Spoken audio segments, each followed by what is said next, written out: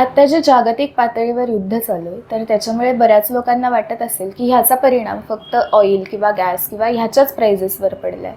पण असं नाही आहे. ह्याचा परिणाम भारतातल्या सगळ्याच उद्योगधंद्यांवर पडला आहे.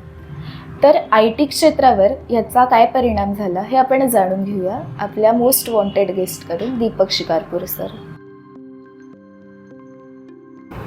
Welcome back sir. आम्हाला खूप छान वाटतंय परत परत तुम्हाला आमच्या चॅनलवर बोलवून, कारण आमच्या प्रेक्षकांना देखील तुम्ही खूप आवडतात आणि आय टीबद्दल ज्या नवीन नवीन गोष्टी आम्हाला तुमच्याकडून समजतात त्या आमच्यासाठी पण आणि प्रेक्षकांसाठी पण खूप महत्त्वाच्या ठरतात.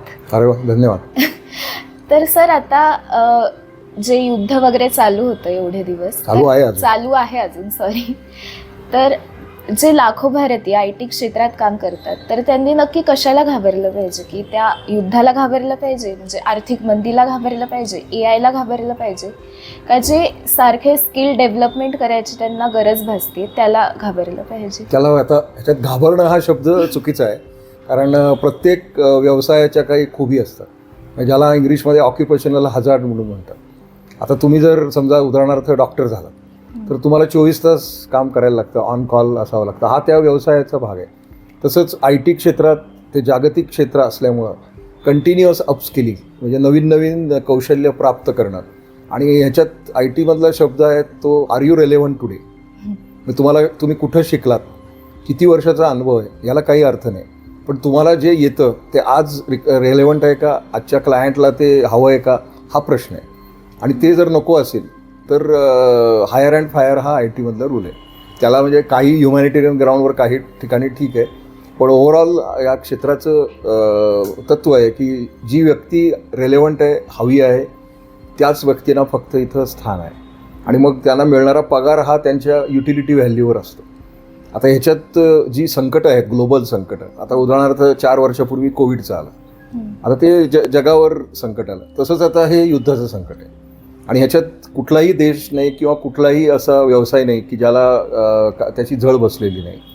आय टी क्षेत्राला पण ह्याची झळ बसलेली आहे. प्रोजेक्ट्स डिले झालेले आहेत किंवा डाऊनसाईज झालेले आहेत, किंवा काही देशात तुम्हाला व्हिसा नाही त्यामुळे जाता पण येत नाही. आता हा वेगळा प्रश्न आहे, कारण युद्धाच्या आधीपासूनच अमेरिकेमध्ये व्हिसा रूल्स बदलले, त्यामुळे अनेक अमेरिकन आय टी व्यावसायिकांना भारतात परत यायला लागलं, आणि ज्यांना वाटलं होतं की आपण अमेरिकेत जाऊ त्यांना ते जाता आलं नाही. विशेषतः ज्यांना दुबईला किंवा UAEत जायचं होतं किंवा प्रोजेक्ट्स करायचे होते, ते त्यांचे स्वप्न आता, मी असं म्हणत नाही भंगली, पण त्यांना आता काही महिने थांबायला लागेल. आणि मग ह्याच्यात प्रश्न असतो तो हवामानाचा. म्हणजे आता समजा असं म्हणतात की पुढचे 3-4 महिन्यात हे प्रकरण संपेल, पण अर्थव्यवस्था सुरळीत व्हायला 2027 उजाडावं लागेल, आणि होपफुली फर्स्ट क्वार्टर ऑफ 27 पर्यंत गोष्टी पूर्ववत होतील, सुरळीत होते. तर सर, पुढच्या 5 ते 10 वर्षात कुठला आय टी प्रोफेशनल जास्त सक्सेसफुल राहील किंवा या इंडस्ट्रीमध्ये टिकेल, की जो व्यावसायिक गरजा शोधतील आणि नवीन नवीन व्यवसायाचं स्वरूप समजावून घेईल. आणि इथं मला एक विशेष उल्लेख करायचा आहे, तो म्हणजे GCCचा ग्लोबल कॅपॅबिलिटी सेंटर. आता हा एक अतिशय हे सनराईज सेक्टर आहे असं म्हणून. भारतामध्ये 800 GCCs आहेत, महाराष्ट्रातच 200हून जास्त आहेत, पुण्यात 80हून जास्त आहेत. आता हे नवीन आहे, हे 3 वर्षापूर्वी काही नव्हतं. आता हा ग्लोबल कॅपॅबिलिटी सेंटर म्हणजे पूर्वी आमच्याकडे ऑफशोअर डेव्हलपमेंट व्हायचं. म्हणजे आता मी जेव्हा या क्षेत्रात प्रवेश केला 4 दशकापूर्वी, त्या काळात इथले इंजिनियर किंवा इथले व्यावसायिक इथं शिकायचे आणि विकसित देशात जायचे, आणि सुरुवातीला तर त्यांना व्हिसा रेग्युलेशन नव्हती. म्हणजे मी अनेक शेकडो भारतीय मी बघितले, ते B व्हिसावर गेले. मी सुद्धा पहिल्यांदा अमेरिकेत B व्हिसावरच गेलो. मग त्यांनी 90च्या दशकाच्या शेवटी H1B आणला, मग असे नियम केले. मग तेव्हा एक प्रवाह सुरू झाला की आपल्या लोकांना जर जाता येत नसेल तर आपण क्लायंटसाठी इथं ODC म्हणजे ऑफशोअर डेव्हलपमेंट सेंटर सुरू करू. तर हे ऑफशोअर डेव्हलपमेंट प्रकरण 25-26 वर्षापूर्वी सुरू झालं. आता या व्हिसा आणि या प्रकरणानंतर आता त्याची ही पुढची पायरी म्हणजे GCC. ऑफशोअर डेव्हलपमेंटमध्ये फक्त सॉफ्टवेअर प्रोजेक्ट असत. आता कंपनी काय म्हणते की मी माझं कॅप्टिव्ह सेंटर इथं भारतात करतो, तिथं माझे सगळे व्यावसायिक फक्त उत्पादन सोडतात, म्हणजे R&D, फायनान्स, टेक्निकल, इनोव्हेशन, प्रोजेक्टचे टेक्निकल, हे सगळे लोक एका ठिकाणी असतील आणि ते आपल्या कंपनीचं काम करतील. ह्याच्यामध्ये जवळजवळ 20 ते 25% लोक परकीय असतात आणि 80% लोक इथले लोकल असतात. काही लोक जे इतर प्रोजेक्ट्सवर काम करत होते त्यांना ट्रान्सफर केलं जातं आणि नवीन रिक्रुटमेंट होते.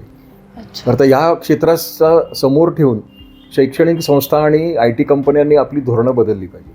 तर इथं असणारी स्किल्स कुठली, तर cloud computing, AI, machine learning engineer, security, आणि ह्याच्यात अजून एक महत्त्वाचा मुद्दा आहे तो म्हणजे भाषेचा.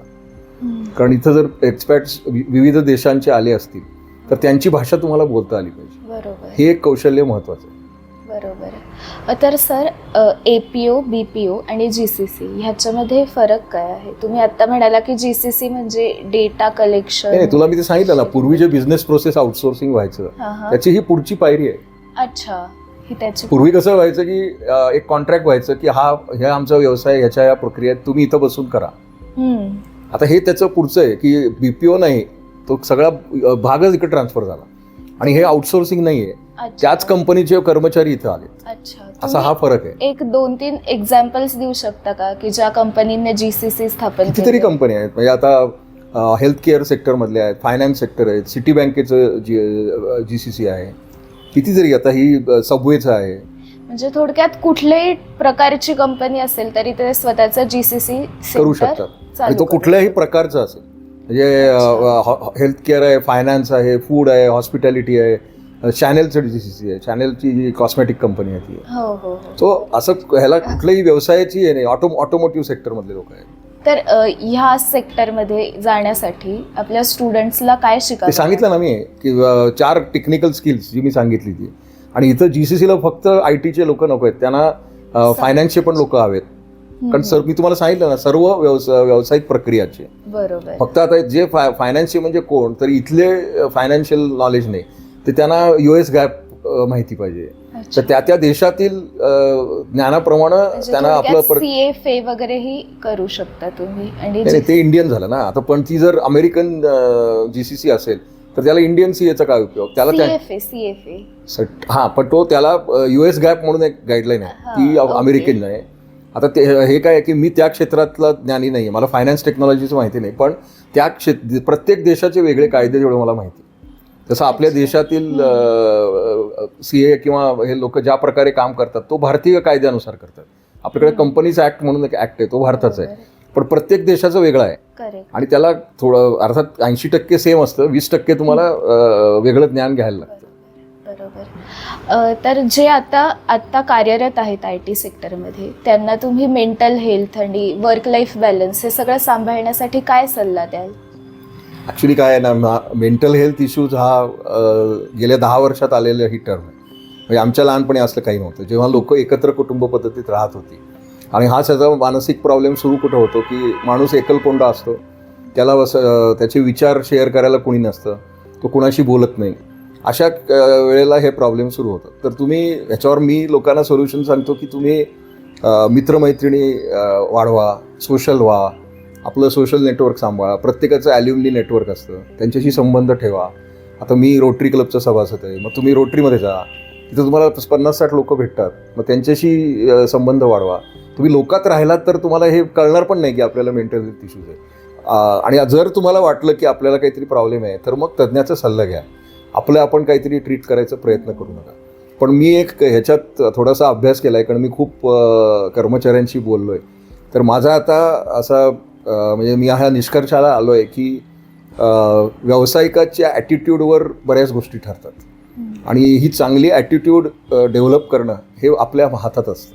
चांगली ॲटिट्यूड म्हणजे काय की तुम्ही ज्या कंपनीत काम करता तिथं सर्वांशी मिळून मिसळून वागा. जर एखाद्या आपल्या सहकर्मचाऱ्याला प्रॉब्लेम असेल तर ती समस्या सोडवा. त्याला जर काही अर्जन्सी असेल तर त्याला सांगा की तू जा, मी तुझं काम करतो. आता अशा पद्धतीनं जर तुम्ही राहिलात तर तुम्ही मिळून मिसळून राहता, मग लोक पण तुमच्याशी तसंच वागतात ना. कारण ही टाळी कधी एका हातानं वागत नाही. एक माणूस जर तुसडा असेल, पॉलिटिकल वागत असेल आणि सगळं मी केलं म्हणत असेल तर त्याला इतर लोक भाव देत नाहीत. पण त्याच्या उलटी एक्झॅक्टली परिस्थिती आहे. हे मी स्वतः अनुभवलंय, कारण मी पण अनेक ठिकाणी काम केली किंवा कंपनीज रन केल्या आहेत की जिथं चांगल्या ॲटिट्यूडची मुलं मुली आहेत ती लोकप्रिय होतात. लोकप्रिय म्हणजे हा पॉलिटिकली शब्द नाही, बरोबर, म्हणजे आपल्याला काही मतं नाही मिळवायची, पण तो अशी काही व्यक्ती असतात कंपन्यांमध्ये की ते सगळ्यांना आवडतात. तर त्याला हा ॲटिट्यूडचा आहे. आणि हे शिक्षण काही तुम्हाला कुठे मिळत नाही. हे शिक्षण तुम्ही स्वतःलाच बजावायचं की मी रेलेव्हंट आहे का आणि माझी ॲटिट्यूड काय. आता या चांगल्या ॲटिट्यूडचा फायदा कसा होतो मी तुम्हाला सांगतो की मला एका सिनियर प्रोजेक्ट मॅनेजरनी सांगितलं की त्याच्या कंपनीत त्याला एकाला काढायचं होतं, पण तो माणूस इतका चांगला होता की त्याला जीवावर येत होतं. मग शेवटी त्यांनी असं त्याला सांगितलं की मला काही कारणाने तुला काढायला लागतंय, पण तू काळजी करू नको, मी 5 लोकांची टीम लावली आहे तुला दुसरीकडे नोकरी लावायला. आणि मग काय होतं की आजकाल सोशल मीडिया आहे, लिंक्डइनवर जे प्रोफाईल असतात त्याच्यावर इतर लोक तुमच्याबद्दल चांगलं लिहितात. करेक्ट. आणि मग कसं आहे की good news travels very fast. मग इतर कंपन्यांना पण कळतं की या कंपनीमध्ये एक चांगला माणूस आहे, आणि मग त्याला अशा व्यक्तीला नोकरी मिळवणं सोपं असतं. पण उलटं पण होतं की जर तुमची ॲटिट्यूड खराब असेल आणि तुम्ही जर दुसऱ्या कंपनीत अप्लाय केलं तर बॅकग्राऊंड चेक होते, विशेषतः सिनियर लोकांची बाबतीत, की हा माणूस कसा आहे, लोकांशी कसा वागतो, त्याचं इतर लोकांचं मत काय. मग त्यांना कळलं की हा माणूस अवघड डील करणं, मग त्याला रिक्रूटच नाही होणार. तर हे सगळं शेवटी येऊन कुठं थांबतं, स्वतःपाशी येऊन थांबतं. पुढच्या दशकातला यशस्वी IT प्रोफेशनल कसा असेल तुमच्या त्यातलं मी सांगितलं, रेलेव्हंट पाहिजे, ॲटिट्यूड पाहिजे, सतत शिकणारा माणूस पाहिजे. आता 2026 मधले जे ट्रेंड आहेत ते 2028 मध्ये असतीलच असं नाही. मग जे बदलतंय त्यानुसार आपण स्वतःचं व्यक्तिमत्व बनवायचं, ती स्किल्स अक्वायर करायची. कारण IT क्षेत्रातला ऑक्युपेशनल हजार्ड आहे अपस्किलिंग. तुम्ही 10 वर्षापूर्वी जे शिकलात त्याचा काही उपयोग नाही. तुम्ही आत्ताच्या घडीला काय करू शकता, आत्ताच्या घडीची कौशल्य तुमच्याकडे आहेत का, आणि हे जर तुम्ही सतत बदलत राहिलात तर मग तुम्ही रेलेव्हंट राहाल आणि मग तुम्हाला काही प्रॉब्लेम नाही. ते एक मला अजून एक सांगायचं आहे तुम्हाला की एक यशाचा एक कोविड फॉर्म्युला आहे, तुला माहिती आहे का? एक कोविडचं कसं व्हॅक्सिन होतं, ते तुम्ही घेतलं की तुम्हाला ताप येणार नाही असं होतं. असं एक IT क्षेत्रात यशाचं आहे, आणि ते फक्त IT पुरतं नाही, इतर क्षेत्रातील लोकांना पण मी सांगू इच्छितो की, आणि ते आहे जपान. जर तुम्ही जपानी भाषा शिकलात तर तुम्हाला जपानमध्ये अमर राहत संधी आहे, आणि जॅपनीज MNCs आणि GCCs पण आहेत. तर आणि ही भाषा शिकायला थोडी अवघड आहे. त्याची मिनिमम लेवल N5 आहे, मग N4 आणि N3 आहे. तुम्ही N3 झालात तर त्या बेसिसवर तुम्हाला जपानला रिलोकेट करता येईल. आत्ता तिथं 60,000 ओपन जॉब्स आहेत. ओके. आणि त्यांचा जपानचा म्हणजे एक असं ध्येय, असं आपण समजू, धोरण आहे की तिथल्या लोकांना बहुधा मधुमेह झाला आहे, त्यामुळे त्या देशाचं धोरण आहे चीनी कम. त्यांना चीनी लोक नको आहेत. जपानला जाणं सोपं आहे, तिथं व्हिसा लगेच मिळतो, उच्च शिक्षणासाठी जाऊ शकता. ती जगातली 3ऱ्या क्रमांकाची अर्थव्यवस्था आहे, आणि जपानी लोकांची संस्कृती अशी आहे की ते एकदा एका लोकांवर विश्वास टाकला की तो आयुष्यभर. म्हणजे थोडक्यात की ह्या जागतिक आर्थिक मंदीमुळे जेवढे डोर्स आपल्याला अमेरिकेत जायला क्लोज झालेत इंडियन्सला, ते आता एका अर्थाने जपानमध्ये उघडले. मग लूक ईस्टवर्ड, जपान, कोरिया आणि तैवान. जर तुम्ही इलेक्ट्रॉनिक इंजिनियर असाल तर तुम्ही चायनीज भाषा शिका आणि तैवानला जायचा विचार करा, किंवा तिथल्या कंपन्यांची कोलॅबरेट करा. कारण अजून एक गोष्ट घडते, आपल्याकडे रेअर अर्थ आणि सेमीकंडक्टर कॉम्प्लेक्स होते, त्यामुळे फक्त IT म्हणजे सॉफ्टवेअर नाही, आता हार्डवेअर आणि इलेक्ट्रॉनिक्स पण आहे. विशेषतः वाहन उद्योग जर तुम्ही विचार केला तर वाहनात जास्त चिप्स आहेत, त्यामुळं इलेक्ट्रॉनिक्स इंडस्ट्रीला पण चांगले दिवस आहेत. एखादी व्यक्ती जर इलेक्ट्रॉनिक इंजिनियर असेल आणि त्यांनी ह्या सगळ्या IoT, स्मार्ट सेन्सर, स्मार्ट ह्या गोष्टी शिकल्या तर तुम्हाला ऑटो किंवा IT कंपन्यात किंवा इलेक्ट्रॉनिक कंपन्यात करिअर करता येईल. काही लोक स्टार्टअप पण करू शकतात या क्षेत्रात. आणि हे जे अमेरिकेतून परत आले आहेत भारतात लोक, तर त्यांना काय संधी आपण किंवा त्यांनी सगळ्यात पहिल्यांदा, आता मी त्यांचं अनेक लोकांचं काउन्सिलिंग केलंय, मला आतापर्यंत 30-40 लोक भेटले. मी सगळ्यात पहिल्यांदा सांगतो की तू अमेरिकेहून भारतात आलायस, आता तुझं अमेरिकन पुराण मला सांगू नकोस. इथल्या पगाराप्रमाणे तुला आता ऍडजस्ट व्हायला लागेल, डॉलरप्रमाणे नाही. तुला इतके डॉलर मिळत होते ते त्या देशाची ती संस्कृती होती. आता इथं तू रिलेटिव्ह काय, आता तुझ्याबरोबर जे लोक इंजिनियर झाले किंवा काही शिकले ते आता कुठल्या पदावर काम करतात, त्यांचे पगार काय, ह्याच्याशी तू तुलना कर. कारण बऱ्याच लोकांचं काय होतं की मला तिकडं $10,000 मिळत होते, मग ते आता त्याचं 95 मल्टिप्लाय केले, तेवढे पैसे इथं मिळणार का, त्याचं उत्तर नाही आहे. आणि मग हे त्याला कंडिशनिंग करायला वेळ लागतो. पण हे कंडिशनिंग झालं आणि या ॲटिट्यूडमध्ये ते आले की ठीक आहे बाबा, आता आम्ही भारतात आलो, आता भारतीय कल्चरप्रमाणे भारतीय पगारांमुळे मी काम करेन. आणि त्यांनी ते करायलाच पाहिजे, कारण कॉस्ट ऑफ लिव्हिंग वेगळं आहे ना. तिकडे कॉस्ट ऑफ लिव्हिंग हाय होतं, इथलं कॉस्ट ऑफ लिव्हिंग लो आहे. एका मुलाला तर मी सांगितलं की तिथं तू घरात राहत होतास, आता परत तू आई वडिलांच्या बरोबर आलास, तुझे खर्च किती कमी झाले. मग तू अशी का तुलना करतोस. आणि मग जिथं मिळेल तो नोकरी घे पहिल्यांदा, फार चिकटचक राहू नकोस. आणि एकदा इथं रेलेव्हंट आणि बिलेबल झालास की इथं 1-2-3 वर्ष काम कर, अनुभव घे, आणि मग विचार कर ना. कारण करिअर हे काय फक्त 2-3 वर्षाचं नाही, तुम्ही लॉंग टर्म व्ह्यू घेतला पाहिजे. आणि भारतीय सरकारने IT प्रोफेशनलसाठी किंवा कंपन्यांसाठी काय धोरणे घ्यावीत असं तुम्हाला वाटतं? ही बरेचशी धोरणं काळानुसार बदलतात. म्हणजे आता भारतामध्ये तुम्हाला उद्योग सुरू करायला खूप संधी आहेत. आता महाराष्ट्र सरकारने पण अतिशय उत्कृष्ट आजच डेटा सेंटर धोरण जाहीर केलं.